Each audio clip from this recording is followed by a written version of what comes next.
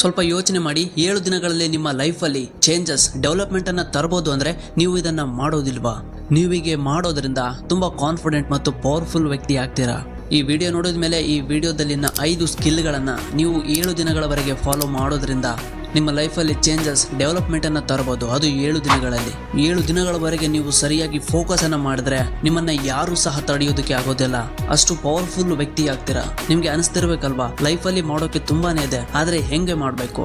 ಸರಿಯಾದ ದಾರಿ ಕಾಣಿಸ್ತಾ ಇಲ್ಲ. ನೀವು ನಿಮ್ಮನ್ನ ಗೆಲ್ಲೋದ್ರಲ್ಲಿ ಸೋತಿದ್ದೀರಾ. ನಿಮ್ಮ ಒಳಗೆ ಫೋಕಸ್, ಕಾನ್ಫಿಡೆನ್ಸ್, ಸೆಲ್ಫ್ ಕಂಟ್ರೋಲ್ ಇಲ್ಲ ಅಂದ್ರೆ ಡೋಂಟ್ ವರಿ, ಯೋಚನೆ ಮಾಡೋದಕ್ಕೆ ಹೋಗ್ಬೇಡಿ. ಈ ವಿಡಿಯೋನ ಪೂರ್ತಿ ನೋಡಿ. ಈ ವಿಡಿಯೋದಲ್ಲಿ ಹೇಳೋ 5 ಸ್ಕಿಲ್ಗಳನ್ನ ಕೇವಲ 7 ದಿನಗಳವರೆಗೆ ಫಾಲೋ ಮಾಡಿ. ನಂತರ ನಿಮ್ಮೊಳಗೆ ಆಗೋ ಬದಲಾವಣೆಯನ್ನ, ಡೆವಲಪ್ಮೆಂಟ್ ಅನ್ನ ಸ್ವತಃ ನೀವೇ ನೋಡ್ತೀರಾ. ಹಾಗಾದ್ರೆ ಬನ್ನಿ ವಿಡಿಯೋನ ಸ್ಟಾರ್ಟ್ ಮಾಡೋಣ. ಇದಕ್ಕೆ ಮುಂಚೆ ನೀವು ನಮ್ಮ ಚಾನಲ್ಗೆ ಹೊಸದಾಗಿ ಬಂದಿದ್ರೆ ಸಬ್ಸ್ಕ್ರೈಬ್ ಮಾಡ್ಕೊಳ್ಳಿ, ವಿಡಿಯೋಗೆ ಒಂದು ಲೈಕ್ ಕೊಡಿ. ಮೆಂಟಲಿ ಸ್ಟ್ರಾಂಗ್ ಆಗೋದನ್ನ ಕಲಿತ್ರೆ ನಿಮಗೆ ಯಾವುದು ಸಹ ಅಸಾಧ್ಯ ಅನಿಸೋದಿಲ್ಲ.